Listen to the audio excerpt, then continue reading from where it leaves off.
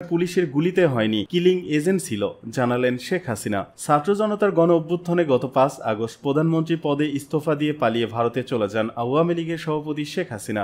সম্প্রতি নেতাকর্মীরা টেলিফোনে কল দিলে তাদের সঙ্গে কথা বলছেন শেখ হাসিনা। এমন কথোপকথনের বেশ কয়েকটি কল রেকর্ড ইতিমধ্যে ফাঁস হয়েছে। শুক্রবার ফাঁস হওয়ার টেলিফোনের কথোপকথনে জানা যায়, বেলজিয়ামে অবস্থানরত নোয়াখালীর সোনাইমুড়ি থানার ছাত্রলীগের সাবেক সেক্রেটারির সঙ্গে কথা বলেছেন শেখ হাসিনা। সাবেক প্রধানমন্ত্রী দাবি করেন, গণ আন্দোলনে যে কয়টা মার্ডার হয়েছে সেগুলো কোনোটি পুলিশের গুলিতে হয়নি, আন্দোলনে কিলিং এজেন্ট ছিল। হাসিনার সেই কথোপকথন তুলে ধরা হলো। শেখ হাসিনা, সে তো জবরদখল করছে, তার কোনো লিগ্যালিটি নাই, উপদেষ্টা বলে আমাদের কোনো পদ নাই, মানুষ খুন করে মেরে একটা সিচুয়েশন তৈরি করে তারপরে সে ক্ষমতায় গেল। সাবেক ছাত্রলীগ নেতা, জি আপা, এগুলো আমরা ইউরোপীয় পার্লামেন্টকে জানাচ্ছি। শেখ হাসিনা, আমি তো পদত্যাগ করি নাই, আমাদের কনস্টিটিউশনের আর্টিকেল 57 অনুযায়ী যেভাবে পদত্যাগ, আমার কিন্তু সেভাবে পদত্যাগ করা হয়নি। সে কিন্তু 6 তারিখের জায়গায় 5 তারিখে লং মার্চ নিয়ে আসলো। 5 তারিখে নিয়ে আসার ফলে এমনভাবে চারদিকে লোক ঘেরাও, আমি দেখলাম যে এখন যদি ফায়ার ওপেন করে আমার এখানে সিকিউরিটি, তাহলে অনেক লাশ পড়বে,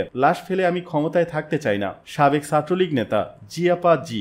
শেখ হাসিনা আরো বলেন, যখন এমন সিচুয়েশন হয়ে গেল যে আমার সিকিউরিটি যারা ছিল তারা বাধ্য হয়ে, তখন আমাকে সরে যেতে হলো গণভবন থেকে, যার ফলে বঙ্গভবনে গিয়ে মহামান্য রাষ্ট্রপতির কাছে পদত্যাগপত্র জমা দেইনি আমি, কাজেই আমার কিন্তু পদত্যাগ হয়নি, আমি এখনো বাংলাদেশের কনস্টিটিউশনাল ইলেক্টেড প্রাইম মিনিস্টার। সাবেক ছাত্রলীগ নেতা, ইনশাল্লাহ আপা, আপনি চলে আসবেন তো, আর বেশি দিন নাই। শেখ হাসিনা তারপর ফলস ছবি দেখালো, আমি সই করছি, সেটা হলো আমার ভিজিটিং বুকের সই। ছবিটি ভালো করে দেখলে দেখা যাবে ওইটা একটা মোটা বই, ওরকম কোনো বইয়ে প্রাইম মিনিস্টার সই করে পদত্যাগ করেন না। আমার সেই চিঠিও কেউ দেখাতে পারছে না, গণভবনে রেখে আসছিলাম, গণভবন আগুন দিয়ে পুড়িয়ে দিয়েছে, লুটপাট হয়েছে, ওগুলো সব চলে গেছে। সাবেক ছাত্রলীগ নেতা, জি আপা। শেখ হাসিনা, যে কটা মার্ডার হয়েছে পুলিশের গুলিতে কিন্তু হয়নি, মুভমেন্টের ভেতরে কিলিং এজেন্ট ছিল, ওরা যে বুলেট ব্যবহার করছে, অ্যাডভাইজার শওকত সাহেব আর্মির লোক, উনি নিজেই বলেছেন এই বুলেট তো পুলিশের কাছে থাকে না, তার মানে সাধারণ লোকের কাছে ওই বুলেট ছিল।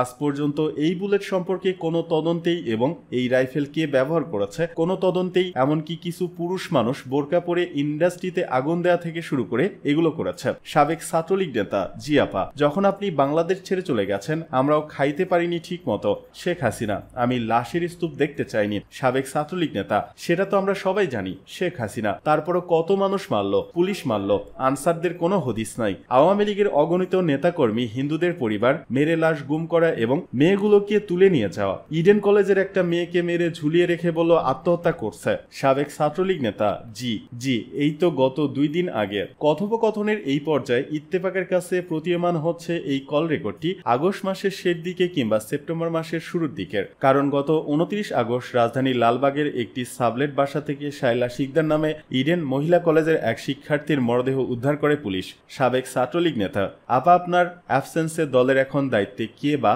দল কিভাবে দাঁড়াবে, এই প্রশ্নের উত্তর দেননি শেখ হাসিনা। প্রসঙ্গত, দেশ ছেড়ে যাওয়ার পর শেখ হাসিনার সঙ্গে অনেকেরই কথোপকথনের অডিও ফাঁস হচ্ছে। সম্প্রতি ফাঁস হচ্ছে মোহাম্মদ তানভীর কায়সা নামে যুক্তরাষ্ট্র প্রবাসী এক আওয়ামী লীগ নেতার সঙ্গে শেখ হাসিনার কথোপকথনের অডিও।